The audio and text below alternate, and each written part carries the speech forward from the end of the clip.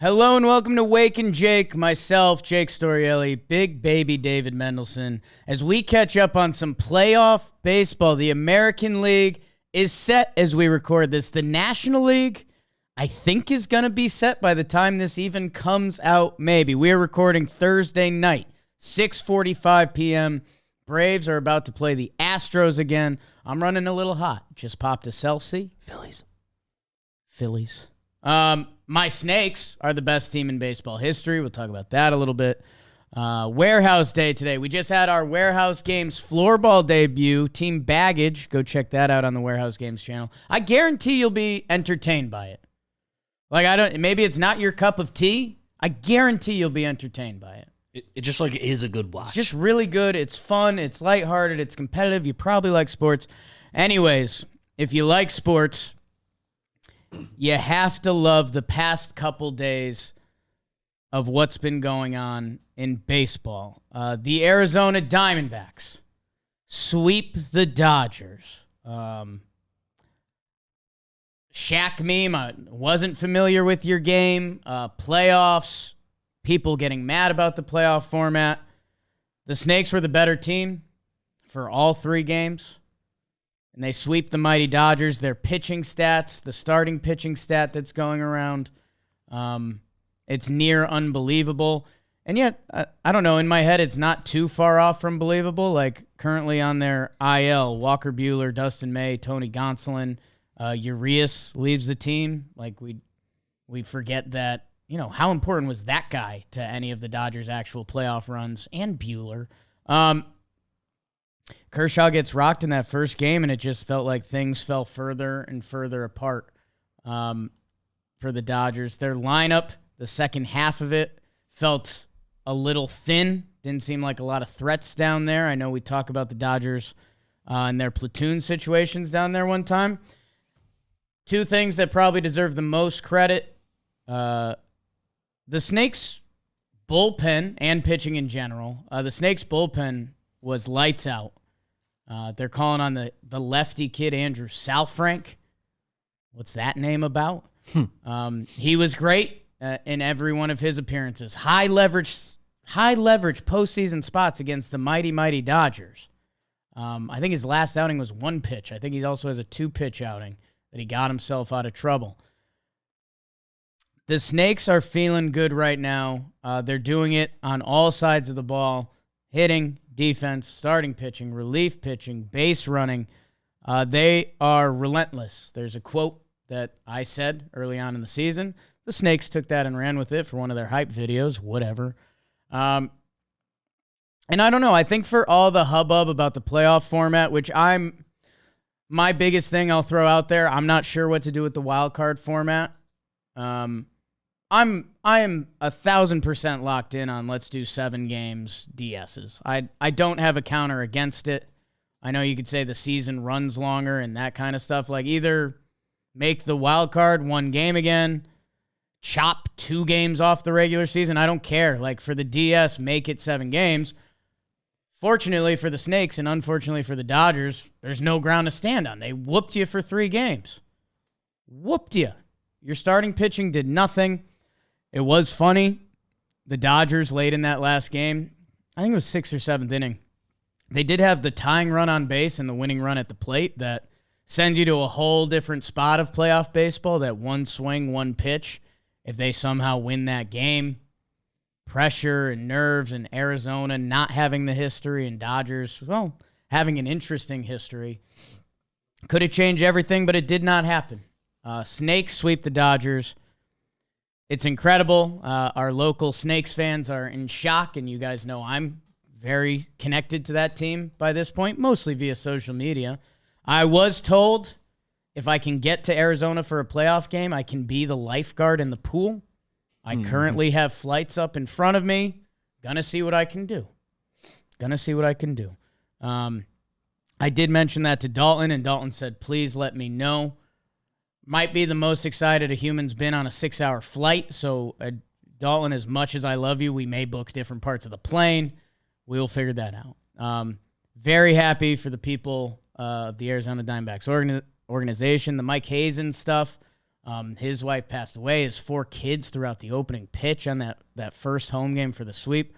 They look really good right now, and it doesn't feel like it feels sustainable.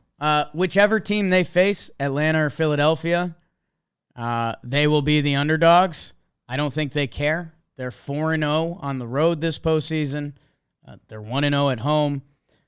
Their catcher, Gabby Moreno, is becoming a... Jimmy always keeps Trev in check when Trev calls guys stars in baseball because it's tough to become a star in baseball. In the baseball realm, I think Gabby Moreno is giving himself the chance to elevate himself to a different level with the postseason he's putting on. Corbin Carroll is a bona fide stud. If you're in the baseball world, you probably have him on a similar plane as Julio's and like the next wave of great baseball players. Ketel Marte's been doing it for a while. Lourdes, Tommy Pham, those are guys. Christian Walker's criminally underrated. Made some great plays at first base and had some of the scarier at-bats. And then any contribution they get from an Alec Thomas, who plays great center field. Evan Longoria, the veteran, playing a great third base. And then Perdomo, he kicked off their scoring with the solo homer, even though he's been like the bunt guy as they go. This is something I said in private. I'm horrified that our social team would clip it. I might write something in an envelope and keep it at my desk and then open it at the end of the postseason. Because I have a Snake's take that I think is weirdly accurate. But I don't want to... Well, there's been a lot of talk about stuff you put out in the media recently that I'll just keep it in an envelope for now. Congrats to the Snakes. I guess we'll keep it NL. And this is one of the fun parts about whenever you record a sports program or podcast, there's a chance the information becomes irrelevant for us in about an hour 15, or by the time this gets posted, like 30 minutes. The Philadelphia Phillies, the Braves have the awesome comeback. Game of the postseason so far. Michael Harris, 2 with the catch. Young, thick Austin Riley with the homer. They double up Bryce on that play. We get the attaboy Harper quote that comes out, and we're friendly with the people attached to that. Jake from Cespedes Family Barbecue. It's becoming a real sports media gossip situation. I want to give credit to my guy Trevor Plouffe, who I think the easy route is to do the, hey, bro, like, dudes in the locker room can't, got to be careful with that. Like, locker room's a sacred place. Trevor Plouffe, who I'll take his word over mine, said, when media members are in the locker room. It's very different. It's media open in the locker room, media not welcome in the locker room, and it's playoffs. So you have new and more media in there. I did text with other Jake a little bit just to see how he was doing. He was good. He was like bummed out. If you're being like a real human, he is a national baseball beat reporter now, and he's covering this series. So like he's supposed to go like back in their locker room today and stuff. So that kind of sucks for him. Where I've kind of landed on it, I'll lean into Trev. Trev's like, hey man, you have to know and be more careful. There's more media around in the playoffs. The media's in there. And yeah, I don't know. I don't know if Jake has the audio. He may. And somebody does. My understanding is it was happening like while other people were being interviewed. So even if he doesn't. So, yeah, I think, Gossman came out today and he had a quote, and I don't want to call out Goss, but I don't even know how much he looked into the scenario. I think it was more just a generic hey, reporters, you do your thing, we do our thing. Let's keep it separate. Either way, where I've landed on it, and maybe I'm wrong because I'll tee it up by saying the opposite. You never pull on Superman's cape. You never give bulletin board material. I just watched myself in Floorball. They said, which shooter are you the most worried about? I didn't even give an answer. I mean, I was kind of in the moment and just being goofy, but you just never want to give the team bulletin board material. And I've I know you guys probably laugh at our warehouse stuff because, I mean, it's a lot of out-of-shape people competing in random sports. But when you get thrown that mic in front of your face, whether you're competing or right after, you don't have a lot of thoughts. Like, that's not your time that wit shines. Like, it's Jack Doyle has some of his finest moments. That I don't know. If you're the Braves, you have to make sure something like that doesn't happen because it's Bryce Harper. The guy's got a 1 career postseason OPS now in like 41 games. He is that guy. He came back this year super early from Tommy John, and they're throwing Bryce Elder out there. He's their weakest starting pitcher, and they end up giving him the work, and then they give the bullpen the work. And the Phillies, they're running back the exact same series from last year. The exact same series. Braves won game 2.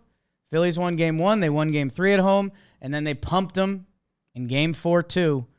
And the Phillies won their best-of-5 set. It's a sin we're not getting 7 games out of these teams. Baseball deserves that. And both of these teams deserve it. So I said the bad part about doing this is that the game's about to happen in an hour now. And it's the beauty of baseball. It's the beauty of sports. Spencer Strider, who, I don't know, the week before the postseason came out with a quote that may have been a joke about playing not in front of fans. There were some parts of it that were goofy. There was also some parts that were offbeat. Spencer Strider is a little bit in his villain era right now. You know, the mustache, the strikeouts, the dominance. It's all impressive. He has a chance to fully win me over tonight. If Spencer Strider goes out and gives this Phillies lineup the work, your National League wins leader, your National League strikeout leader, if he goes into Philadelphia, that raucous environment, we got people wearing shirts about that Spencer Strider quote. Braves-Phillies has some roots now. If Spencer Strider goes in, and it's something weird, man. I don't know if it's demeanor. I don't know if it's facial hair. I don't know if it's pitching dominance. He has some Verlander in him. I don't know what it is. Like, he's shorter. His pitching style isn't even, like, really similar. There's something about just being a power pitcher. Like, he's kind of the next guy with the baton in his hand. Like, it was, you know, I'm sure there's more, but, like, you know, Roger Clemens was the righty power pitcher. Like, he was the guy. Justin Verlander, Max Scherzer, they both kind of paved their way. And now Strider, just like pure power, pure strikeout power. He heads into Philly. He looked good in that first game. It wasn't enough. The offense also didn't score. If the Braves put up 4, it would have been enough. Spencer Strider, if you go out and you put on a special performance tonight in front of all the fans of Philadelphia, everything goes away. You're that guy.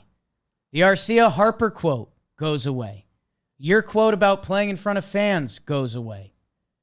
You're respected as one of the best pitchers in baseball. You pretty much are, but this is when your bread gets buttered, man. This is when you become the stuff of legend. And this Braves team that, let's be honest, in game 2, they were back against the wall. They needed a swing. They needed anything to get it going. Austin Riley gave them hope and a chance.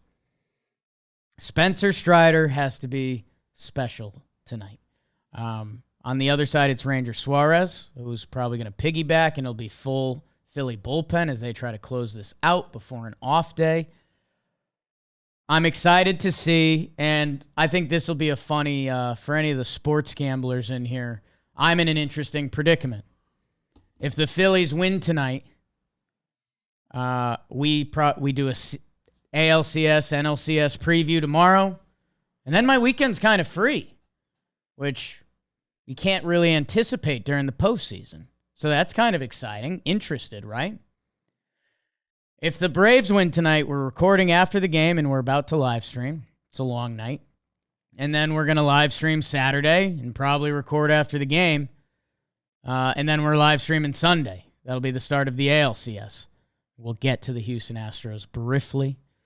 So I'm an interesting sports gambler area where I think this is where I've currently fallen.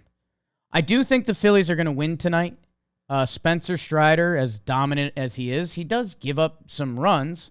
He throws a lot of fastball slider that if you guess the right fastball and the location's okay, with how many good hitters there are in this Phillies lineup, they're going to get a couple. It could be wrong. It's baseball. I'm just telling you my true, honest thoughts an hour before the game starts. If my dog's life was on the line, made an appearance at the office the other day, my dog's life was on the line, I would bet the Phillies to win tonight. But here's what's going through my head. If the Braves win, it affects my weekend. I lose about 5 or 6 hours of work, maybe more. So do I bet the Braves to win? Because if they win, I have to work more, but I'll have won a big boy bet. So it's kind of like, which do I want? Do I want to lose? I can't do both. That's not the lane I'm living in right now. I'm not betting UConn basketball to win the national championship. And if they win, I win money and I'm happy. I need to play both sides here. I can't do putting in a bunch of work and losing the bet. So I think I'm going to bet the Braves to win. And then if they lose, I've lost some money, but I gained some time. Isn't that life? You can put yourself in these very predicaments at the DraftKings Sportsbook. During our streams, we've been placing a lot of bets, and you can too. As long you bet, and a little bonus for you. You bet $5, you'll get $200 instantly in bonus bets. So what are you waiting for? Download the DraftKings Sportsbook app now and use code BAKERS. New customers can score $200 instantly in bonus bets for betting just $5 on baseball only on DraftKings Sportsbook with code BAKERS. The crown is yours. Gambling problem? Call 1-800-GAMBLER. Visit www.1800gambler.net. In New York, call 877-8-HOPE-NY or text HOPE-NY. In Connecticut, help is available for problem gambling. Call 888-789-7777 or visit ccpg.org. Please play responsibly. On behalf of Boot Hill Casino and Resort, Kansas, licensee partner Golden Nugget Lake Charles. 21 plus, ages vary by jurisdiction. Void in Ontario. See dkng.co/baseball for eligibility terms and responsible gaming resources. Bonus bets expire 7 days after issuance. Eligibility and deposit restrictions apply. I've been making good money trailing some select bets in our streams. My DraftKings balance went from $91 to $380. When you know here and there, play some bonuses. I had a good NFL weekend. When you know Bryce Harper's gonna homer, just let him know. That's easy money. Tidying up the AL a little bit, even though it feels like old news. Obviously, Texas Rangers, they swept the O's. O's needed a taste of something good and successful. They did not get this. The Texas Rangers are back and looking like that dominant team that they were. And then we all forgot about because they had a really rough stretch, and it almost knocked them out of the playoffs. And if the Mariners win a couple more ball games, this stretch doesn't happen. They look like they're playing with house money. Their lineup absolutely bangs. They are my American League Phillies. They're going to get Max Scherzer back in some capacity. That's going to be an awesome storyline. And they're teeing it up against the Houston Astros for the seventh straight ALCS. Feels foolish. Hi, Bailey. To have not assumed they were going to go there. I picked Minnesota on Talking Baseball. Trev picked them, and when we both picked them, I was like, oh, no. I know what's going to happen here. Yordan Alvarez is one of the best young hitters ever. Jose Altuve is one of the biggest playoff threats ever. Alex Bregman was the stat that's popped up. They've played 90 playoff games since 2017. Played more than half a regular season of playoff baseball games. Know what you're going to get from those guys. Michael Brantley bonus piece homer. Every time we talked about the playoffs, every stimulator that came up that the Astros were involved in, it was I don't think I skipped any of those without saying, well, the Astros season starts in the ALCS. And then don't know why I even entertained to switch up. They literally did. And Dusty said, I'm not even going to give a speech till we win the World Series. So that's how they're wired.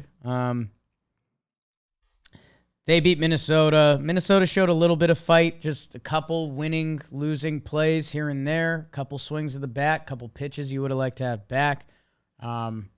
Teal gives up a couple homers in this series that I don't know what. I complimented James on Talking Baseball. He he has an eye when a pitch isn't going to work for a hitter, and he was like, teal bar for Yordan. Yordan's going to win that matchup. Also, not a hot take. Yordan Alvarez is the best left-on-left hitter ever. So, but yeah, the Twins, their bullpen was legit. They had a lot of wipeout guys. Chris Paddock comes in and look good.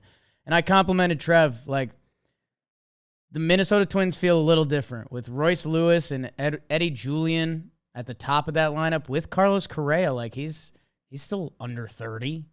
Like, I know we've known him forever, and he might have the worst ankle we've ever heard about, but he's going to be there. That you got three. Like, you get enough filler guys around that. You got a lineup, and they had the best pitching in the AL this year. So Minnesota, they feel better.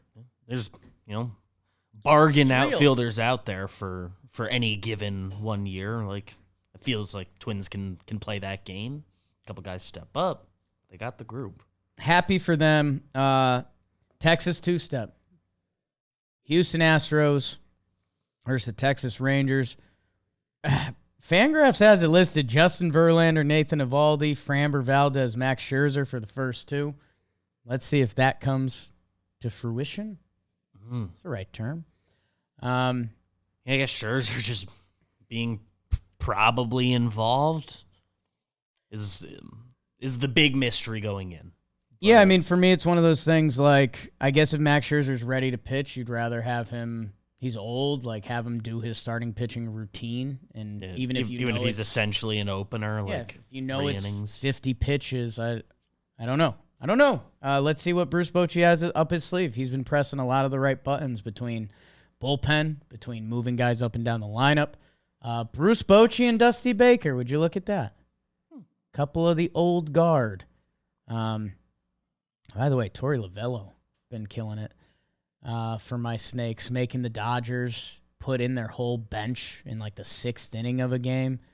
That was cool. That was awesome, and just kind of outmanaged Dave Roberts a little bit. I'm excited. I told you guys my betting conundrum. I guess I'm going to do that soon. Also, what'll be on a side TV tonight? Those Denver Broncos. Oh, I forgot it's them. Versus the Kansas City Chiefs.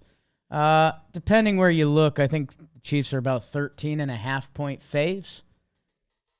Feels right. Feels, unfortunately, right. A little football to tease you for the weekend. I mentioned my horsies in Kansas City. I don't know. That's, Chiefs they're a tough matchup for anybody. Taylor Swift, reportedly at the game.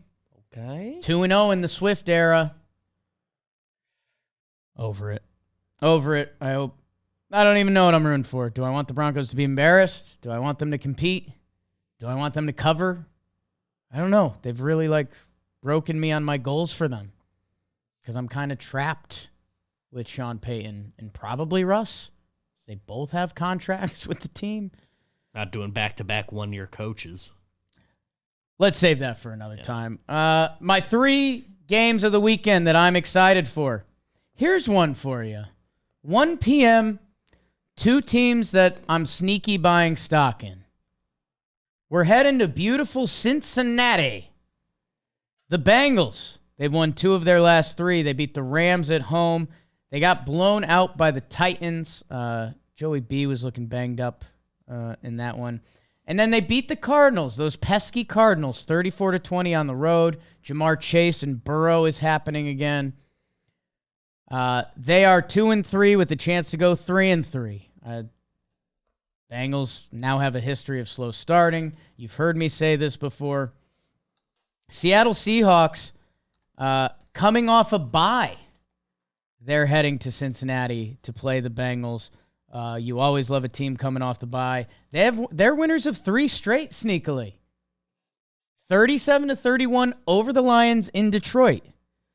37-27 over the Panthers. Okay, not as impressive, but 37 points both games. And then 24-3 over BBD's Giants. I think the Seahawks might be good. I think Pete Carroll... Kind of like same as last year, right? I think I have them a tick better. Here's why. They drafted Devin Witherspoon with that 5th pick. We saw him put on a show against the Giants. Pete Carroll has a history of secondaries. He was a secondary coach. He coaches great secondaries, the Legion of Boom, all that. Remember they traded for Jamal Adams. He had to leave that game early, but he should be back. I think the Seahawks defense is built how Pete Carroll likes it. They drafted the wide receiver from Ohio State, Jackson Smith-Njigba. I never know if I'm saying it right, and it just comes off super white. It's a lot of consonants in a row. That's just it. His brother loves baseball, plays baseball. First round pick, and he's with DK Metcalf, and he's with Lockett. Like, they're kind of set up. Noah Fant at tight end, he only gets the ball a couple times, but that dude in the open field is a problem. Kenneth Walker 3 is like a real running back. Like, this offense, and Geno Smith, he didn't write back. It doesn't make sense, sure. Looking at Russ and Pete Carroll, and I don't know. I think Geno can do more than enough. Like, I think if I came out with a QB ranking list, Geno's jumping guys, and maybe part of that's being with Pete Carroll and having good options. I'm really excited for that game because it's in Cincinnati. The Bengals 2-4 and 3-3 feel totally different. God, if I had to go with my current heart, I'd lean Seattle, but I think we might see Cincinnati snap into gear. I don't know what the over-under is on that game, but go over. I think both these teams are going to score. The second game that I'm excited to watch this weekend, San Francisco at Cleveland. This game has the stink to it. Cleveland coming off their bye week. So they had a little extra time to prepare for San Francisco. Now, what does that mean? I don't know, because San Francisco is the best team in football. I'd bet them to win the Super Bowl right now. Purdy is undefeated as a starter. The line is like 5, which is funky, but it's in Cleveland. They're off a bye week. Myles Garrett. Deshaun actually looked better after the first couple of weeks, and he got banged up, but he got time to rest. I think Cleveland's going to keep it close. I do. And so does Vegas. And we haven't seen this Niners team really kept close. 30-7 against the Steelers. The Rams, 30-23. That's when the Rams kind of popped up on the scene. Giants, 30-12. Cardinals, 35-16. And then how about them Cowboys? 42-10 on the national stage. Cowboys-Niners. Just like I did with the Bills after they whooped on the Dolphins, I think this is a little bit of a hangover game. We're going to Cleveland. They're off their bye week. They're rested and feeling good. They had more time to prepare. They might have a couple plays drawn up. I think we're going to get a game, and I think you might see this Niners team tested, and it might even come down to Niners down late, Brock Purdy with the ball. And I'm not saying I'd bet against that, but I'm saying that could be interesting. Now let's see how horribly wrong that is in a little bit. But that'll be exciting. Those are both 1 p.m. games. I think I'll cop out on the last game. Dallas Cowboys at the Chargers. It's your Monday Night Football game. Cowboys just got that work from the Niners. Sneaky, I don't want to say sneaky love when that happens, but, the coaches get to really coach you, and people are talking shit in the media, and it's getting real. Cowboys went from, the Dallas Cowboys actually have a championship-type team, to have the Cowboys done anything. We've already done this. Beat the Giants and the Jets, okay. Lost to the Cardinals. Beat the Patriots, okay. And then you got killed by the Niners. So they're going to the Chargers. Almost at San Diego. Going to play the Chargers. Chargers, I think, are off a bye week, which I hate that for the Cowboys. I guess it's bye week Jake today. I think the Cowboys, I was ready to jump. I was all in on Micah Parsons. Give me the MVP. They did lose their star cornerback, and it feels like the tides changed, and it feels like we ignored the schedule because we only had so much football to watch that you just input it as much as you can. now that you're processing who they played, Dallas not feeling as scary at 3-2. Chargers are 3-2. And they won their last 2 games. So this would be 3 in a row for them. They play the Chiefs after, so a win would be big for them. I don't know. I'm excited. Sunday is going to be a fun NFL day. You get a London game, Baltimore, Tennessee. And we will have the first game of the ALCS Sunday night, I believe. So teeing up for another great sports weekend. I think college football has a couple for us on Saturday. Let's see. Florida State's... Oh, Oregon, Washington, 3:30, 8 versus 7. Pac-12's legit this year. Tune into that one. I think me and Pax are making some content around that game. USC, Notre Dame, Miami, North Carolina, UCLA, Oregon State, 2 top 18 teams. It's teeing up for a big sports weekend. And you guys will see my reaction on the stream tonight, whether my winning Braves bet hit. Maybe I should just bet the Phillies. Fuck it. All right. We'll see you guys next week.